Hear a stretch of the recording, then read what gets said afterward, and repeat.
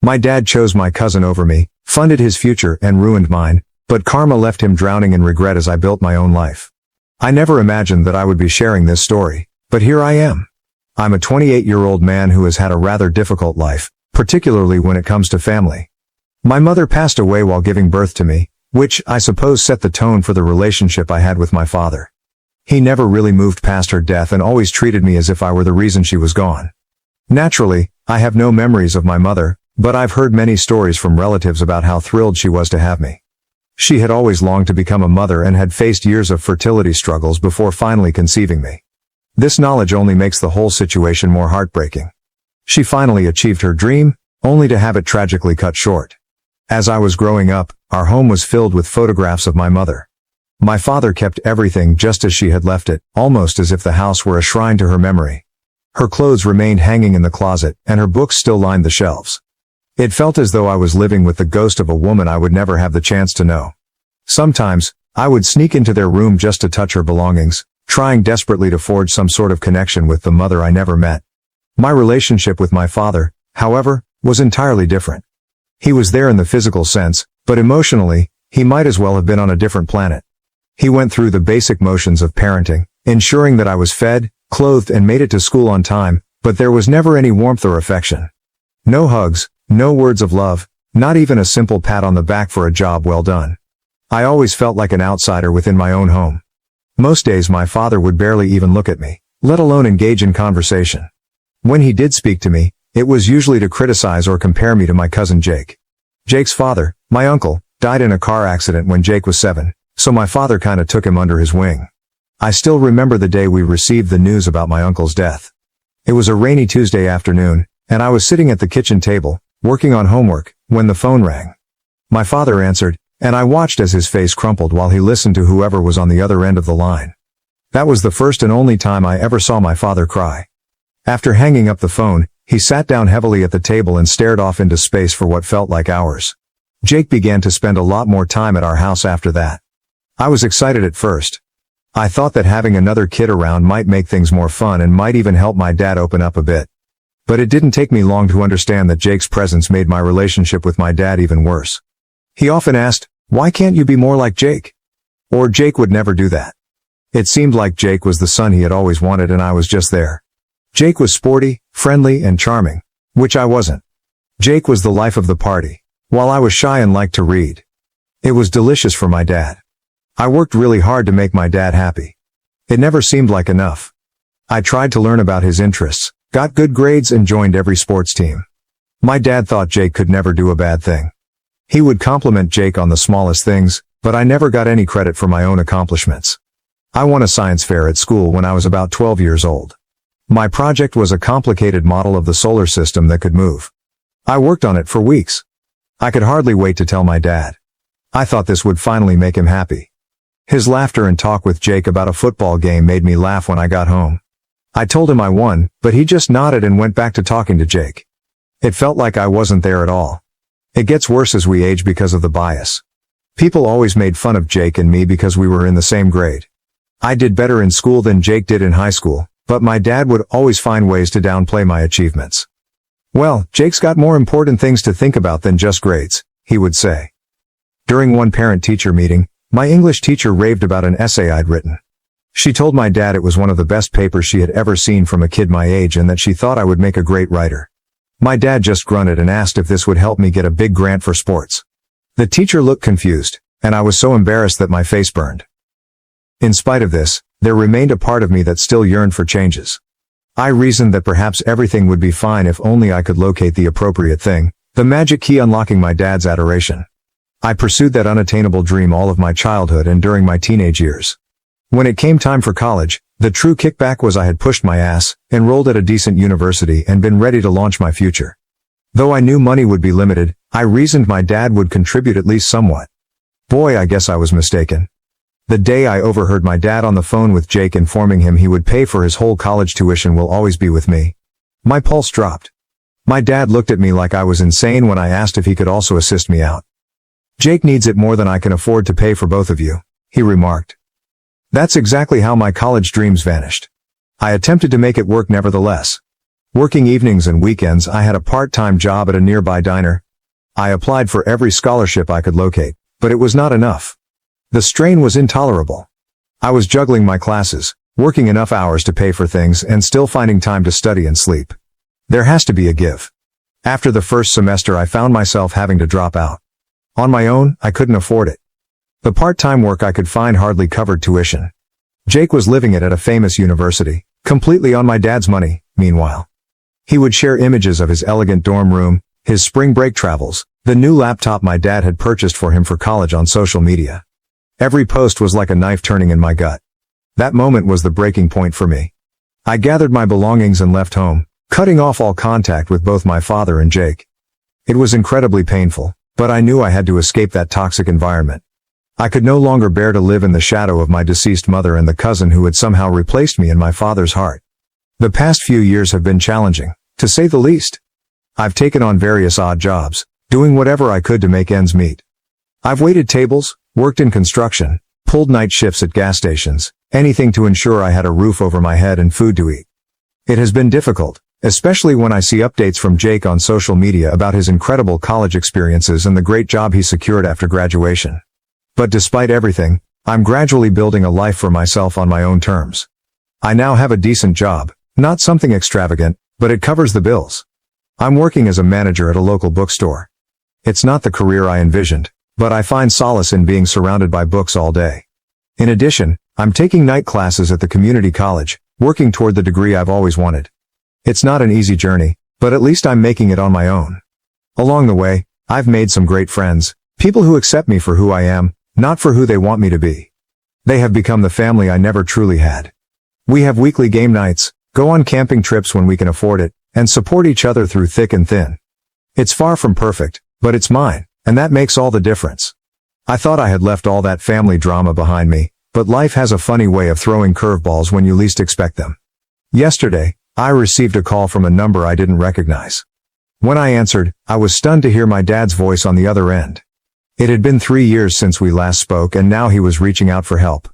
I'm not entirely sure how to feel about this, but one thing is certain, I am no longer that kid desperate for his approval. Update 1. It's been a week since my dad's unexpected call, and I'm still trying to process everything that happened. Speaking with him on the phone brought back a plethora of memories, the majority of which were not good. But his voice was different. Older. More worn out. More desperate. He began with small talk, asking how I was doing. It felt awkward and forced, as if he was trying to pretend the last few years hadn't happened. Then he got to the real reason for his call. He needed money, and a lot of it. At first, I was too shocked to respond. This was the man who had never given me a dime for college, who had chosen my cousin over me time and time again, and now he was asking me for financial help. The irony was not lost on me. When I finally found my voice, I asked him why he was coming to me.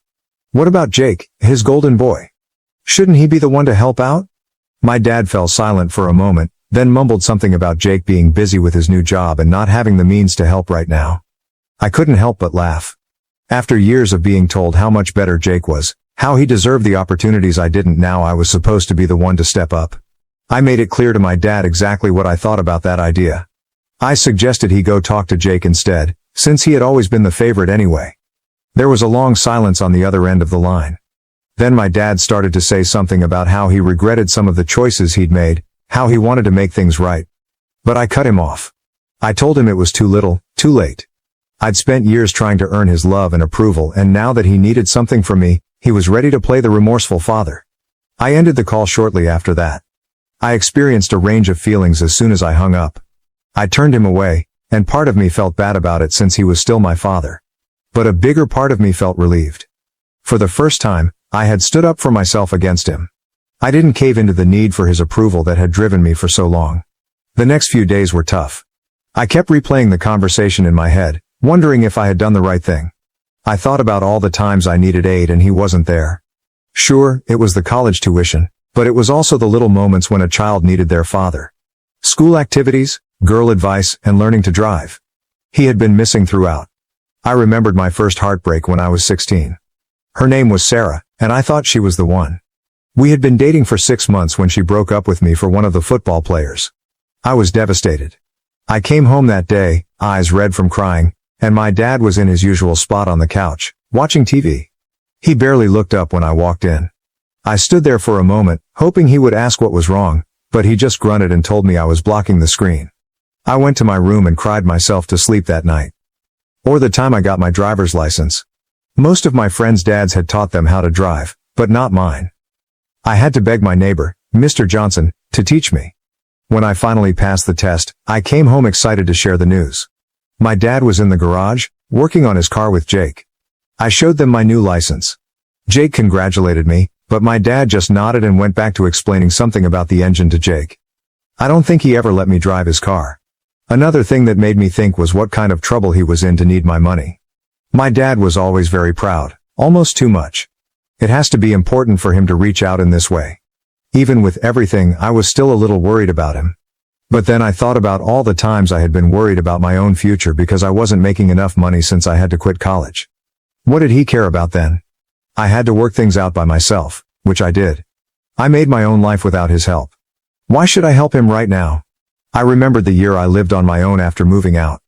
In order to start over, I moved to a new place where no one knew me.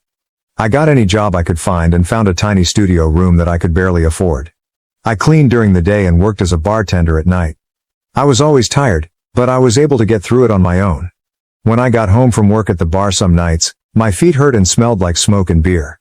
I wondered if I'd made a mistake. I could have put my pride aside, stayed home, and tried to work things out with my dad.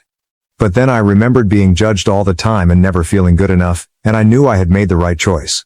I started to feel better about my choice as the days went by. I understood that by not giving in to his request, I was finally giving him a handle on things. I wasn't the same kid he used to be able to ignore and push around. Today I'm an adult, I choose for myself, and I don't owe him anything. I couldn't help but be interested though. What had exactly caused this to happen? What happened that Jake, the perfect child, couldn't or wouldn't help? There were times when I wanted to find out more about what was going on with my dad and my cousin. But I hesitated. Did I really want to open that can of worms? Was it worth potentially stirring up all that old pain and resentment? I thought about getting in touch with Jake's mom, my aunt. Even though she was sometimes cold, she was always nice to me. She might understand what's going on. The last time I saw her, though, was at a family get-together right before I left for work. She gave Jake a big hug and told him she was proud of him for getting into such a good college. She only gave me a weak smile and a pat on the shoulder when it was my turn to leave. I made up my mind not to call her. I'm still not sure what to do next as I write this report. A part of me wants to forget about the past and keep focused on my own growth in life.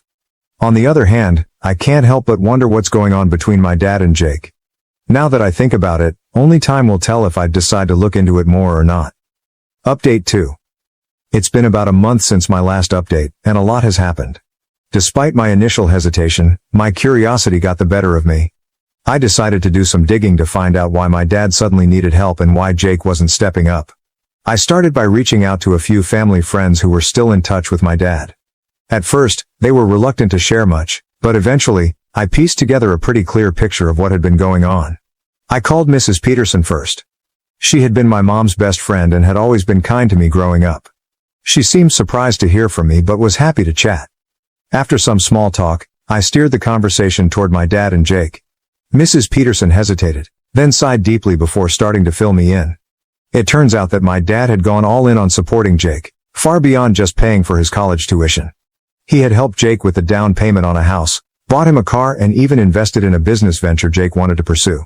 To do all this, my dad had taken out loans and maxed out his credit cards. He was drowning in debt, all for the sake of giving Jake the life he thought he deserved. Mrs. Peterson told me about a conversation she had with my dad a few years back. He had been bragging about Jake's successes, talking about how he was going to be a big-shot businessman one day. When she asked about me, my dad had just shrugged and said he hoped I was doing okay. The indifference in his voice had shocked her. Next, I reached out to my old neighbor, Mr. Johnson, the one who taught me how to drive. He had always been observant and filled me in on some of the more recent developments. Apparently, Jake had convinced my dad to invest in a startup he was launching with some college friends. It was some kind of tech company, but Mr. Johnson wasn't clear on the details. What he did know was that my dad had remortgaged the house to get the money for the investment. The kicker?